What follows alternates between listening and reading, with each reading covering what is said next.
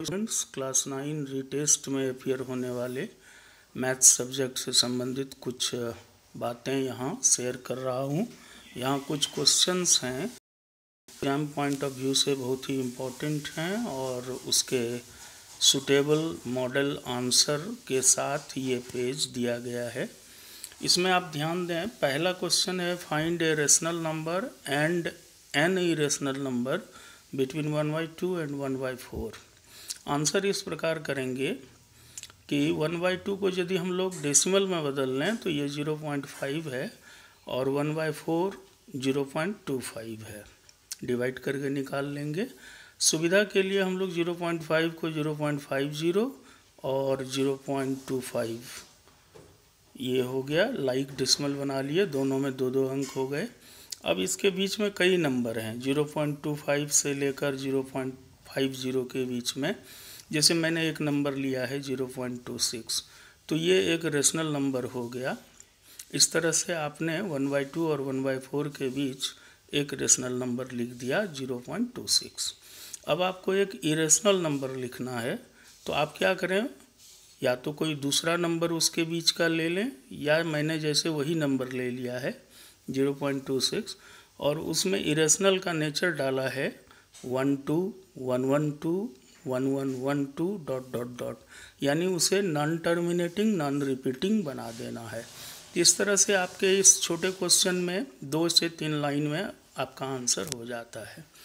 दूसरा क्वेश्चन हम लोग लेते हैं चेंज 0.43, जिसमें 3 पर रैकरिंग है, जिसको रैकरिंग डेसिमल कहते हैं, इसको p/q फॉर्म में बदलना है। आंसर इस प्रकार करेंगे कि सबसे पहले क्वेश्चन को x मान लेंगे और उसे स्प्लिट करके लिखेंगे, तो x equal to 0.433 dot dot dot.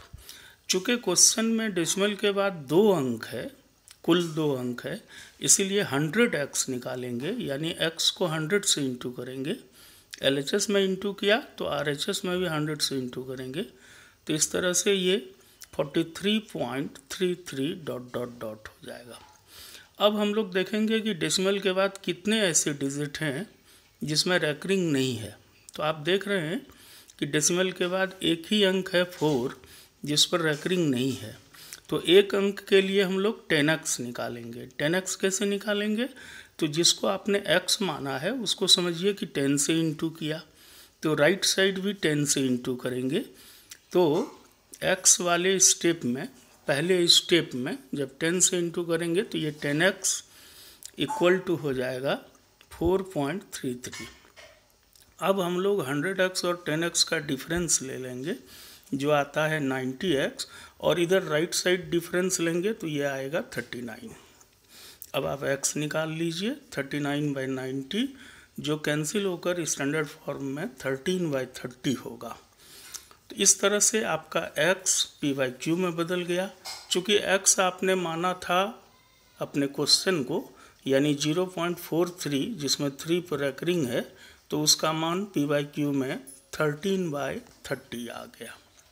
तो इस तरह से ये क्वेश्चन की तैयारी आप कर सकते हैं। तीसरा क्वेश्चन है जो कोऑर्डिनेट ज्योमेट्री चैप्टर से लिया गया है, कि इसमें कहा गया है classify the following points into different quadrants और ऑन डिफरेंट एक्सिस। जिसमें पहला क्वेश्चन है, पॉइंट है 5, -3, तो इसका आंसर है कि ये 4th क्वाड्रेंट में होगा। फिर दूसरा क्वेश्चन है -2, -1, जिसका आंसर है 3rd क्वाड्रेंट। फिर तीसरा है -2, 3, जिसका आंसर है 2nd क्वाड्रेंट। फिर क्वेश्चन है 3, 0। गौर करें इस क्वेश्चन पर, इसमें एक कोऑर्डिनेट 0 है, तो 0 वाले जितने भी पॉइंट होंगे जिसका कोई एक कोऑर्डिनेट 0 होगा वो किसी एक्सिस पर आएगा, वो किसी क्वाड्रेंट में नहीं आएगा। अब देखना है कि ये किस क्वाड्रेंट में आएगा, तो जो वैल्यू वहाँ मौजूद है उस एक्सिस पर आएगा। जैसे आप देखें 3, 0 में y कोऑर्डिनेट तो 0 ही है, x कोऑर्डिनेट नॉन जीरो में 3 है। इसका मतलब ये पॉइंट x एक्सिस पर आएगा। याद करने के लिए आप इसे ऐसे भी समझ सकते हैं कि जिसका y कोऑर्डिनेट 0 होगा वो पॉइंट x एक्सिस पर आएगा, और इसका उल्टा जिसका x कोऑर्डिनेट 0 होगा वो पॉइंट y एक्सिस पर आएगा। स्वाभाविक है कि अगला क्वेश्चन है 0,-3। चूँकि x कोऑर्डिनेट 0 है तो ये पॉइंट y एक्सिस पर आएगा। नेक्स्ट पॉइंट है 0,0। तो ये आपको याद कर लेना है कि x भी 0 है, y भी 0 है, तो ऐसा पॉइंट ओरिजिन पर है, क्योंकि ओरिजिन पर दोनों ही एक्सिस का वैल्यू 0 होता है, इसलिए ये पॉइंट ओरिजिन पर आएगा। या आप कह सकते हैं कि ये पॉइंट दोनों ही एक्सिस पर आएगा। नेक्स्ट है 1,2 जो फर्स्ट क्वाड्रेंट में आएगा। अब बात उठती है कि सर आपने तो बता दिया कि ये इस क्वाड्रेंट में है, ये इस एक्सिस पर है, पर इसके नियम क्या हैं? तो नियम के लिए हम लोग बगल में एक फिगर है जहाँ पर आप देखें कि कार्टेशियन एक्सिस ड्रॉ किया हुआ है। मैं इस फिगर की बात कर रहा हूँ। इसमें 2 परपेंडिकुलर लाइन खींचे गए हैं जिसको कार्टेशियन एक्सिस कहते हैं या कोऑर्डिनेट एक्सिस कहते हैं। और ऐसा करने से जो प्लेन पेपर है वो मेरे 4 भाग में बट जाते हैं। हर एक भाग क्वाड्रेंट कहलाता है। फर्स्ट क्वाड्रेंट यहाँ होता है जहाँ जिस क्वाड्रेंट का निर्माण प्लस वाले x से और प्लस वाले y से होता है, इसलिए इस क्वाड्रेंट में वो सारे पॉइंट बिलोंग करेंगे जिसके दोनों ही वैल्यूज़ प्लस में होंगे। जैसे आपने उदाहरण में देखा 1 और 2, ब्रैकेट में 1,2 this belongs to first quadrant. Second quadrant हम लोग एंटी क्लॉकवाइज चल रहे हैं। सेकंड क्वाड्रेंट ये है जिसके x वाले पार्ट निगेटिव हैं, क्योंकि आप जानते हैं कि ओरिजिन उस मीटिंग पॉइंट को कहा जाता है जहां x एक्सिस और y एक्सिस मिलते हैं या कटते हैं। ओरिजिन के राइट प्लस x होता है, लेफ्ट माइनस x होता है। ओरिजिन के ऊपर प्लस का y एक्सिस होता है, ओरिजिन के नीचे माइनस का y एक्सिस होता है। अब आप सेकंड क्वाड्रेंट जगह को देखिए तो आपको पता लगेगा कि ये x के माइनस वाले से बना है और y के प्लस वाले से। आप कोऑर्डिनेट का रूल जानते हैं कि पहले x लिया जाता है फिर y कोऑर्डिनेट लिया जाता है।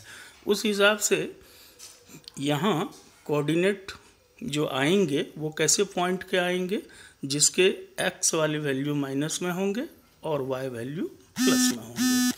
थर्ड क्वाड्रेंट दोनों ही लाइन इसके माइनस में है जिससे ये बना है, इसलिए इसके जो भी पॉइंट्स होंगे थर्ड क्वाड्रेंट के उसके x वैल्यू भी माइनस होंगे, y वैल्यू भी माइनस होंगे। फिर चौथे क्वाड्रेंट का निर्माण प्लस वाले x से हुआ है, हमें पहले x देखना है हमेशा, और माइनस वाले y से हुआ है, इसलिए चौथे क्वाड्रेंट में वो पॉइंट आएंगे जिसका पहला वैल्यू यानी x वैल्यू प्लस होगा, y वैल्यू माइनस होगा। इस तरह से मैंने इस क्वेश्चन को इस फिगर के हेल्प से सॉल्व किया। रही बात इसमें एक नियम जो आपको याद रखना है वो ये है कि जब दोनों ही कोऑर्डिनेट 0 हों तो वो ओरिजिन पर होंगे, और जिसके एक कोऑर्डिनेट 0 होंगे वो किसी एक्सिस पर आएंगे, जिसके लिए मैंने कहा कि यदि y कोऑर्डिनेट 0 है तो x एक्सिस पर पॉइंट आएगा। उल्टा याद रखेंगे आप कि y 0 है तो x एक्सिस पर होगा, x 0 है तो y एक्सिस पर होगा। इस तरह से बड़ी आसानी से इस तरह के एक क्वेश्चन आप बना सकते हैं जो एग्ज़ाम में अक्सर पूछा जाता है। बड़े क्वेश्चन में इसी तरह से 4-5 पॉइंट देकर क्लासिफाई करने का आता है, और 1 मार्क 2 मार्क वाले क्वेश्चन में 1 या 2 पॉइंट देकर पूछा जाता है। इसको आप ट्रू फॉल्स में भी आता है कि क्या ये पॉइंट इस कोऑर्डिनेट पर है तो ट्रू है कि फॉल्स है। नेक्स्ट एक क्वेश्चन इस पेज का हम लोग देखें जिसमें है फाइंड रिमाइंडर, जो पॉलिनोमियल चैप्टर से है, ये भी बहुत अक्सर पूछा जाता है। फाइंड रिमाइंडर, रिमाइंडर निकालें यदि x+1 डिवाइड करे एक पॉलिनोमियल को जो पॉलिनोमियल है x cube plus 3x square minus 3x plus 1। तो ऐसे सवाल को बनाने का नियम है कि सबसे पहले जिस पॉलिनोमियल को डिवाइड किया जा रहा है उसे आप px मान लें। कभी कभी क्वेश्चन में px कह के दिया रहता है, यदि नहीं दिया है तो आप खुद से मान लें। जैसे हमने यहाँ लिखा px equal to x cube plus 3x square minus 3x plus 1। नीचे आप डिवाइज़र लिखें कि कौन इसको डिवाइड कर रहा है, तो x प्लस 1। अब आप क्या करें, रफ में x प्लस 1 इक्वल टू 0 लिख कर x प्लस 1 इक्वल टू 0, देयरफॉर x क्या होगा तो आपको पता चलेगा -1 होगा।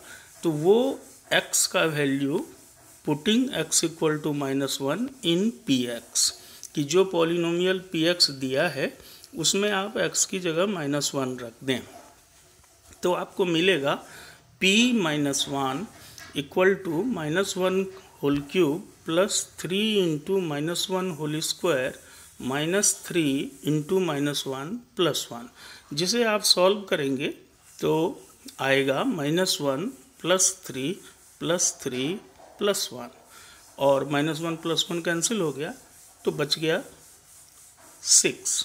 देयरफॉर रिमाइंडर इस सवाल का 6 हुआ। इस तरह से जो रिमाइंडर निकालते हैं उसको रिमाइंडर थ्योरम के मदद से निकालना कहा जाता है।